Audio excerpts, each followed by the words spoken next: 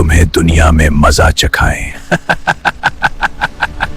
वो देखो, लूत आ रहा है। वो हमें नसीहत करेंगे। हमारा जिस्म, हमारी मर्जी, हम जो चाहें करें। रात की सियाही गहरी हो रही थी। आसमान पर बादलों की ऐसी तह जमा हो रही थी जैसे किसी अजीम हादसे से पहले कुदरत खामोश सांस ले रही हो।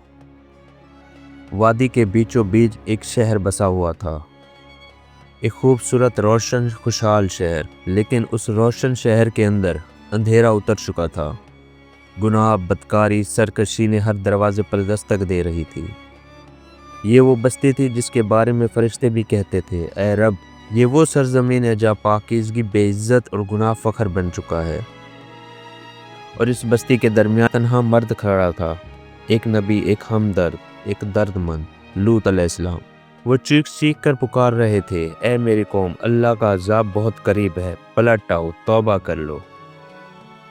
मगर जवाब में हंसी आती, हक, तहकीर, मजाक और गुनाह पर फ़ख्र। उन्हें क्या मालूम था आज की रात आखिरी रात है। सदूम, एक सरसब्ज़ शादाब शहर, खेत, बाग, नहरें। अल्लाह ने नेमतों में कमी ना रखी, लेकिन वो नेमतें अल्लाह के शुक्र पैदा करने के बजाय सरकशी पैदा करने लगी। ओ, तुम्हें दुनिया में मजा चखाएं। कौम ढलती गई, पहले इखलाक बिगड़े, फिर आदतें, फिर दिल और फिर ईमान। ये लोग एक ऐसी बेहयाई करने लगे जिसका इर्तिकाब किसी कौम ने पहले कभी नहीं किया था। हमारा जिस्म, हमारी मर्जी, हम जो चाहें करें। और जब उनको नबी रोकते तो कह के लगाते। एक नौजवान दूसरे से कहता, लूत अलैहिस्सलाम फिर आ गए, वो हमें वाज सुनाएंगे। वो देखो, लूत आ रहा है। वो हमें नसीहत करेंगे। और सब हंस पड़ते। लूत अलैहिस्सलाम सर झुकाकर अपनी कौम को देखते और सोचते, काश तुम जान लेते अजाब के आने से पहले तौबा का लम्हा कितना कीमती होता है। अब एक दरवाजे से दूसरे दरवाजे जाते, हर घर में नसीहत करते। लूत अलैहिस्सलाम फरमाते, अल्लाह से डरो, अपनी बेहियाई छोड़ दो, तुम दुनिया की सबसे सख्त गलती कर रहे हो। मगर सरदार आगे बढ़ते हुए कहते, ए लूत, अगर तू खुद को बड़ा नासे समझता है तो जा अपने घर जाकर बैठ, हमें हमारे रास्ते पर रहने दे। लूत अलैहिस्सलाम ये सुनते मगर हिम्मत न हारते। आप रातों को जाग जाकर दुआएं करते, ए परवरदिगार, मेरी कौम को हिदायत दे या मेरे लिए निजात का रास्ता खोल दे। सदूम में बदकारी आम थी। गुनाह सिर्फ होता नहीं था बल्कि उस पर फ़ख्र किया जाता था। जो पाक दामन होता उसका मजाक बनाया जाता, जो नबी की बात सुनता उसे कमज़ोर कहा जाता, और जो नेकी के करीब जाता उसे धक्के मारकर दूर किया जाता। सरदारों ने बाकायदा ऐलान कर रखा था, शहर में कोई मेहमान आए तो हमें खबर दो, हम उसे मज़ा चखाएंगे। ये ऐलान जुल्म के आखिरी हद था।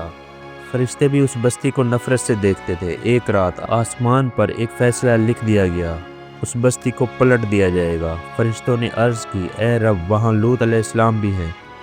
अल्लाह ने फरमाया, वो मेरा नबी है, उसे और उसके घर वालों को बचा लिया जाएगा, सिवाय उस औरत के जो मुजरमों में शामिल। फैसला अटल था। सुबह क़यामत का मंजर आने वाला था।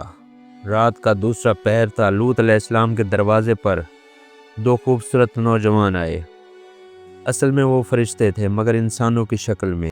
लूत अलैहिस्सलाम उन्हें देखकर परेशान हो गए और कहा, ए अल्लाह, ये कौम मेहमानों की इज्जत नहीं करती। आपने मेहमानों को घर के अंदर ले लिया और सोचने लगे इन्हें कौम से कैसे बचाएं।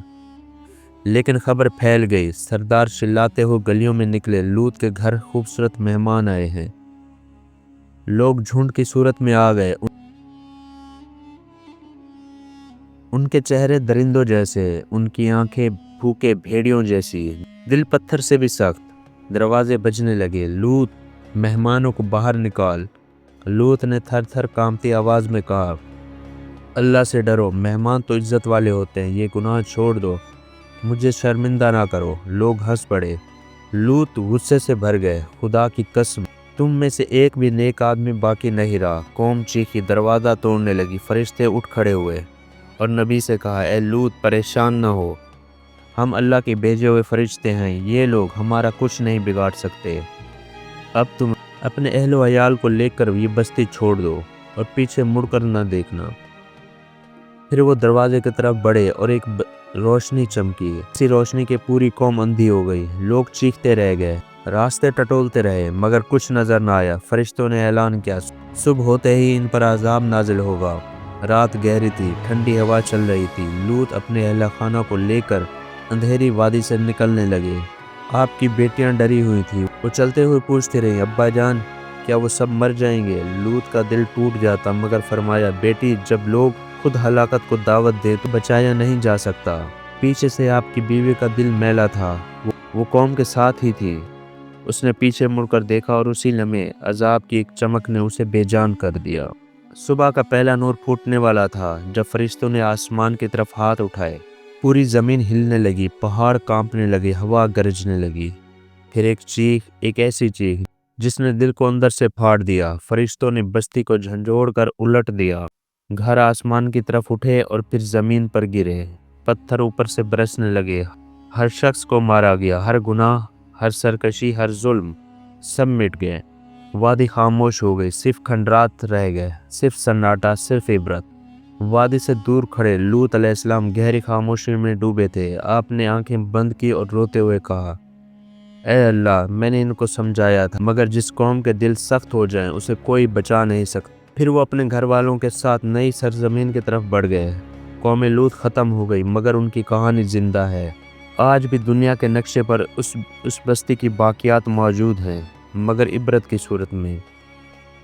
اللہ کی کتاب کہتی ہے، اگر تم آنکھیں رکھتے ہو تو ان نشانیوں سے سیکھو۔ جو قومیں گناہ سے لڑتی ہیں اللہ انہیں عزت دیتا ہے، اور جو قومیں گناہ کے آگے سر جھکا دیتی ہیں اللہ انہیں انہی زمینوں میں جگہ نہیں دیتا۔